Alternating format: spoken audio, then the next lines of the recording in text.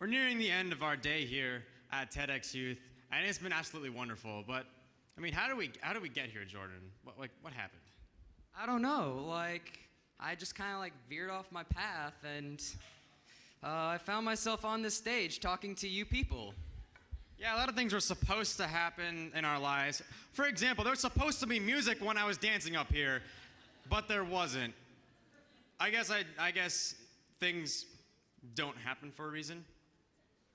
But that's something that our next speaker will discuss. Please welcome our last speaker, Madison Choo from the Miami High School.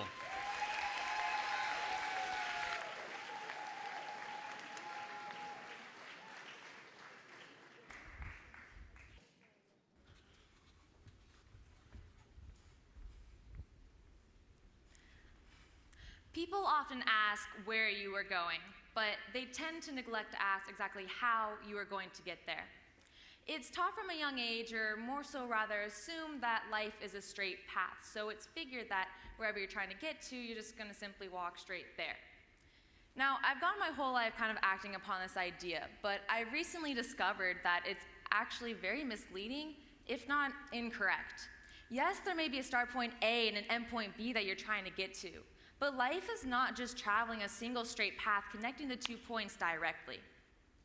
Nowadays, we find that life is so busy and fast-paced that the only way we can actually get something done is to set up the fastest and most efficient process at which we can accomplish our goal and move on to the next one.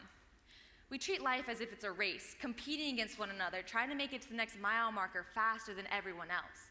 And instead of enjoying the journey and taking our time, we always just want to plow straight through. So that way, whatever it is, we can get done fast and can pride ourselves on accomplishing yet another goal. But the misconception here is that life is not just about what you've accomplished. It's more so about what you've experienced. Let's think of it as horse blinders. So if you take your hands and you put them up against the side of your face like this, take your hands and put them up against the side of your face like this, and look at me without moving your head, can you see who's sitting next to you? Take them off. Now can you? So as you can see, with them on, you have an uninterrupted focus on your destination. It's all you can see, and so therefore really all you can work towards. But the moment you take them off, you immediately become aware of everything else that's going on around you. Similarly, you can experience life to a much fuller potential just by making yourself aware of all the opportunities for experience you have going on around you than if you blind yourself from them while you solely focus on chasing down a single goal. Veering off your path. That seems to be the universally accepted definition of a mistake. But my mistake was staying on my path. I have what psychologist Carol Dweck has identified as a fixed mindset. And my entire life, it's kind of kept me from being able to take advantage of opportunities that would have provided me with an experience and not just another accomplishment.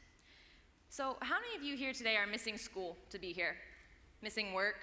Could be doing something other than this that could be helping you advance to achieving your goal? Yeah, that's like everyone in here, including me. And to be honest, I almost wasn't even going to be here today giving you this talk. I'd like to share my story about how I learned to overcome my fixed mindset enough to be able to take advantage of opportunities for an experience just like this one. About 2 years ago, I was offered an opportunity to attend a TEDx Dayton talk, and at the time I knew what TED was, but didn't really understand the value of actually attending a TED talk, and I also unknowingly had horse blinders on. I was so fixated on achieving an A in my honors chemistry class that I set up this really rigid plan to get to my point B. And I don't know about you guys, but when I have a plan, I hate interferences. And I saw this TED opportunity as a huge interference. It offered me the opportunity to veer off my path, but I wasn't sure that if I did, I would ever make it to my point B. And not making it to that accomplishment that I had been working really hard to get to and really wanted to get to terrified me. So naturally, I didn't go to the TED Talk, and I went to class that Friday instead. By the end of the semester, I made it to my point B, so I thought I made a really good decision, until I was talking to my friend at the end of the semester. She was also in my honors chemistry class, but she went to the TED Talk. And when she told me she was going to miss class that Friday, I thought she was insane. But then when she was talking to me, I thought I was insane. Because she could tell me what every single speech was about and how each one impacted her life. And I could not tell her what happened in class that Friday, no matter how long and hard I tried to recall it. try to recall it. I realized that we both made it to the same point B at the same time. Both of us had the exact same accomplishment, but she had this experience with her that I wish I had, that I gave up. So I find myself frequently telling myself that I'll have fun later, I'll do that once I finish what I'm doing right now, because what I'm doing right now has to be my only focus. I let my fixed mindset kind of run my life for me, and I allowed my goals to make decisions for me. And when I realized this was happening, I didn't like it. I wanted to be the one that was in control of my life. And more than that, I didn't want to leave this world with just a list of accomplishments to my name. I also wanted experiences. So I very recently made my very first conscious decision to veer off my path, and like I said, it was for this experience. And granted, it was very difficult and really, really scary. This past spring, when our school was being informed about this amazing opportunity that 3 of our students had to be sent to give talks at this TEDxYouth Dayton, I was so excited. I was about ready to sign up right away. I thought it was awesome.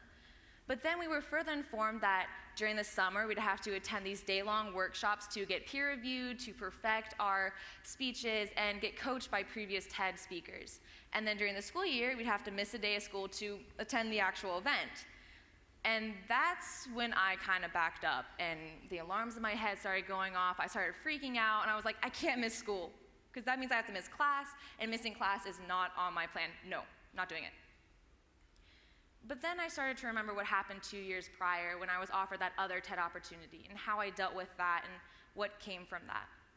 And although that memory wasn't quite enough to get me to want to sign up right away again, it definitely coaxed me into the right direction to start consciously convincing myself that this was a really great opportunity that I should at least consider putting part in my plan. So eventually I got myself to sign up, and although it wasn't a part of my original plan, it's definitely turned out to be one of the most influential experiences of my life. So what I've learned is that you should never be so fixated on achieving a single goal that you completely blind yourself from all opportunities to veer off your path. And if you do see those opportunities, you should never be so scared not to achieve your goal that you don't take advantage of it. I don't see life as a straight single path anymore. I like to view it more as a maze. Because in a maze, you have all these opportunities to try a different route, take a different turn. In a maze, you start at your start, and you just can't walk straight to the finish because that would be cheating.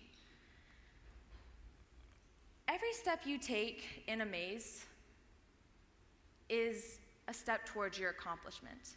But more importantly, every step you take in a maze is an experience you're gaining.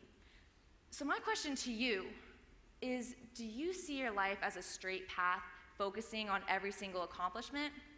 Or do you see your life as a maze, enjoying every experience? Thank you.